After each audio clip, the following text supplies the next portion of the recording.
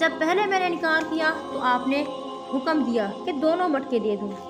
پھر دوسری بار بھی میں نے جب ایک وجہ بتائی کہ یہ بھاری ہیں تو آپ نے کہا کہ اب اونٹ بھی ساتھ دے دو۔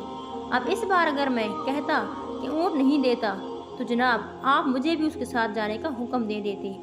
پھر اس بار امیر نے کہا کہ اس پر سے تم آزاد ہو جاتے، ابھی تم میرے پاس غلام ہو، جب میں تمہیں اس کے پاس بھیجتا تو تمہیں آزادی مل جاتی، تمہیں تو خوش ہونا چاہیے تھا۔ لیکن اس غلام نے کہا جناب مجھے آزادی نہیں چاہیے، میں یہاں سے چلا جاؤں گا، آپ کو تو ہزاروں غلام مل جائیں گے، لیکن مجھے آپ جیسا سخی اور بہادر مالک کبھی نہیں ملے گا، اس لیے میں آپ کے پاس ہی رہنا چاہتا ہوں۔ سامعین گرامی، وہ سخی امیر حضرت عثمان رضی اللہ تعالیٰ عنہ ہیں۔ آپ رضی اللہ تعالیٰ عنہ مسلمانوں کے تیسرے خلیفہ ہیں۔